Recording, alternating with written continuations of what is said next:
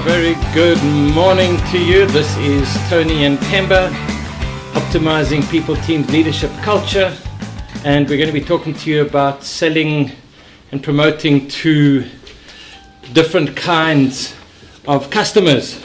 Come a little closer, Themba. You're too far away from me. Thank you. Morning, how's it going? I'm good, man, and you? I'm good. Let's go. 3, 2, 1. Cheers. Okay, so I think this is just a follow-up concerning the session we actually had yesterday with one of our biggest clients. And we learned a lot of things that we thought, you know what, today let's just do something around that. Sure. Because we had a room of about 7 people. Yeah. 7 people coming from different departments. And it was a nice one because now you get to understand that they all have different needs. And even if you have a pitch, then you need to modify your pitch to actually get it to talk to all of them. What has been your experience yesterday on the session that we had?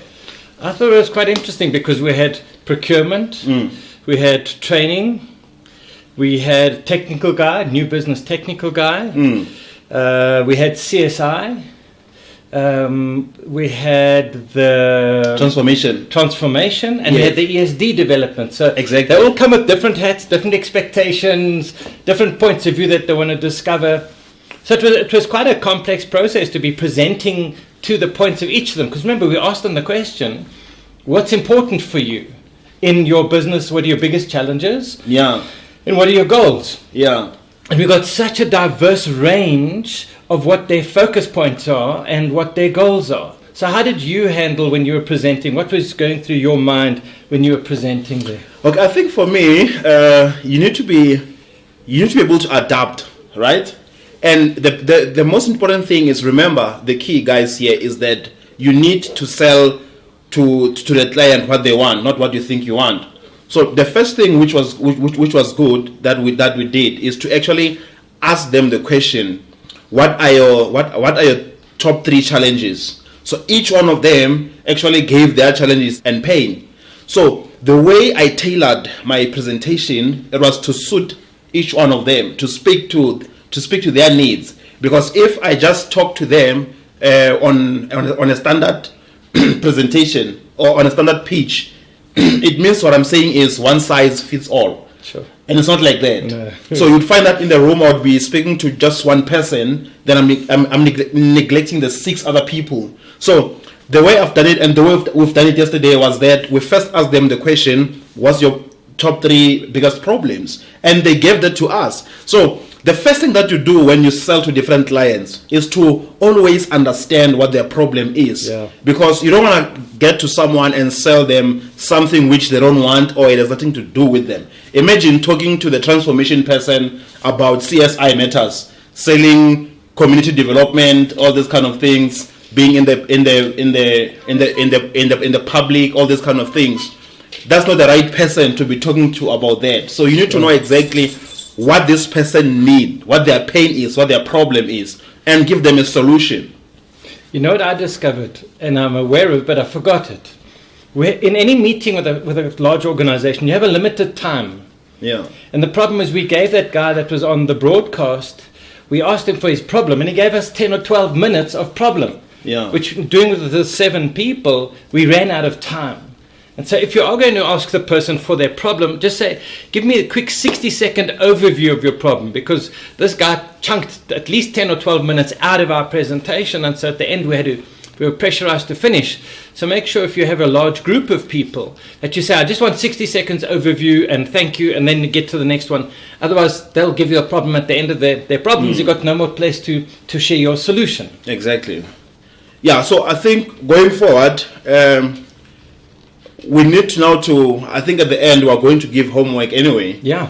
To get always. Yeah, exactly. Learn and grow. Yeah, learn and grow. Because I think it's important for us to get feedback from someone who's watching this video to say, this is what I'm selling, right? And these are my different clients. How can I develop a selling strategy that talks to all of them? I think the important process, step 1 is you have to be aware that if there's a financial guy in the room, he's not looking at the structure of the process and the content of your training. He wants to know money, numbers. What's it going to cost me? How many people? cost per person, what kind of return on our investment, I'm going to put in X amount of money, how much am I getting out? But he's the financial guy. Yeah. But that transformation lady, what do you think was important for her? Because she's got a different mindset, different expectation, different need from the accounting guy. Exactly. What was important for her was transformation beyond compliance, because you see this PE thing that is going on. So many companies are doing it just as a tick box activity and stuff to say we're complying and stuff.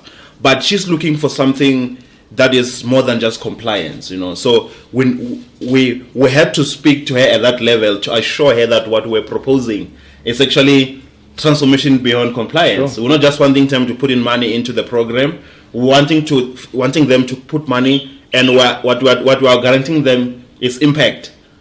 That you put in the money, we're going to make the impact that you are looking for. But as we're talking right now, I'm thinking that I think I should introduce the viewer to the 4Ds. The 4Ds, which actually makes it easy to remember. That's what you used yesterday. Exactly. Share it with them. Yeah. So you need to use the 4Ds that will help you understand the buyer's decision-making process, or the buyer's and seller's process. So the first D is it's obviously a discover, right? You need to discover who the client is. This includes prospecting, this includes cold calling, it includes physical visits and getting in touch with the client. The second thing that you do, which is the second D, is diagnosis. This is now you being playing doctor. When you come to me and say I'm sick or I've got a headache, I must first put you into some diagnosis process where I'm trying to understand exactly what you may have eaten, all these kind of things. So it's the same thing as a client. You don't just get there and offer them solutions.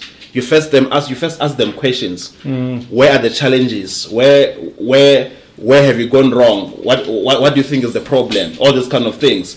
And the third D is design. And the design part, you don't design solutions alone by yourself, because otherwise you're going to design the wrong thing. You want to include the client in the process. Yes. So this includes questions. This includes sending them questionnaires, doing a little bit of surveys, doing a little bit of tests, whatever the case might be. So you want them to be part of the process. You don't want to design something and just go and throw it to them to say this is the solution. But if they are part of the process, then they'll appreciate it, and they'll even learn more. Being part of the process, they will learn more of what they need to be doing in their businesses. And the last D is deliver. You now deliver the solution. So this is now when the sale is made. Now we're getting the sale is made. Delivery. The sale is made. The sale is made. Then now you are going to deliver, because you cannot get to the diagnosis and the design if the sale has not been made. Because once you get to the design stage, it means now you are in agreement that there's a problem that we need to be solving. Because remember, that's what selling is all about. Selling is not forcing people to get into things. Selling is making you understand that you've got a certain problem, and I'm saying to you that I can help you solve the problem. So before we went to them, we did check to see what their problems were. Exactly. What would you say is their overarching main problem? The numbers. And I think that's how any business discovers that they have a problem. Their sales are down by 10, 20, 30%. Exactly, the numbers were down. And the numbers for me is a symptom, not a cause. It's a consequence of something versus it's a result of people, teams, leadership, culture. Yes. I think for the basic salespeople that are getting out into the market and typically seeing people, number one, remember whether it's a man or a woman, the racial differences, the positional differences, they all come with a different mindset, a different set of values, different expectations as a fundamental process. So customize what you are presenting to them, that it speaks to their interest and passion. But I want to share something else that takes it to the next level of complexity, which is where you've been doing well, is people have a different kind of mindset. And if you watch us and you watch other people, when we're thinking about something, so if I ask you the question, what did you do last Saturday? So I have to think about it. Tell me, what did you do last Saturday? I went out. Okay, so you go looking there. So your eyes are going to go and find the information, because you're what we call a visual-oriented person. It's your dominant mode. Okay, yeah. So we have visual, audio, and kinesthetic. So visual, pictures, up left. Normally most pictures are up left, like you did. You looked up there for your past memory, and you look up right for future. If they're auditory, they'll look left for ears, horizontal, or right for past. And if they're speaking to themselves, very often they'll look down, or they'll kind of focus away from you, and you can see them running a movie. If they go down to the right, they're looking at emotion. And that's where most people are at. But you need to basically calibrate and see, is this person calibrated normally, or do they swap around? Because I'm left-handed, so sometimes left-handeds are different. And there are some people that have what we call a look-to-talk rule, that when you look at them, they'll actually look at you and they'll hold your look. So their eyes don't move around. But become aware of, because I was looking, I thought, up there for my memory, I thought, okay. So it's can be quite a complex process of who am I in front of, what's their value system, how they're going to make the buying decision, and we'll talk about buying decisions later. And do you see what I mean? Does that sound good for you? It doesn't feel right for me. Okay, I get what you're saying, but I can sense that someone who's watching this right now, they're asking themselves, but what does that got to do with anything? Like, so it's about communication. Why is that important? That what you're saying right now? I'll give you an example. I had a friend. Her and her daughter were fighting. They had a miscommunication. So I said to her daughter, "How do you know your mother loves you?" She says, "She touches me. She does this," and it was all physical processes. She gives me hugs. So I said to the mom, "How do you show Reese that you love her?" She says, "I tell her things and I say things, and I say it like this." So Charisse needed touch. She was a kinesthetic. That's how she understood the communication. Her mom was an auditory, so she was telling her things. And so their whole communication process is one's talking a language here, visual, one's talking kinesthetic, and they didn't match. So there's a barrier. It's like talking Japanese and Greek. I get what you're saying. So are you saying to me that for someone, or for me, or for whoever to be a sales superstar, for someone to be a high-performing salesperson, they need to master their communication skills? Fundamentally, communication is the process by which you understand, connect, communicate, and then create the sale. Okay. If I try and sell you something, you don't understand what I'm trying to give to you. I'm saying, do you see the picture? And you say, no, I don't get it. Doesn't feel right for me. Because I'm talking at a visual level, you're talking at a kinesthetic level. So for kinesthetic, I would give you my leaflet and say, have a look at this so that you can feel it and you can hold it and you can check it. For a visually oriented person, dominant, I'd say, can you get a picture? Can you imagine? Do you see? Can you see? For the audio guy, I'd say, how does that sound for you? Okay, I got so it's very advanced stuff, but we'll cover that in more detail as we go. Okay, so let's say my communication skills are bad, are terrible. How can you help me? Or how can you help anyone who's saying, you know what, I'm struggling with my communication skills? Is there a program you can put them into, or is there a way in which you can help someone? Well, our coaching process and your superstar sales coaching process is the perfect process for that. Okay. It's a perfect solution because it starts with awareness.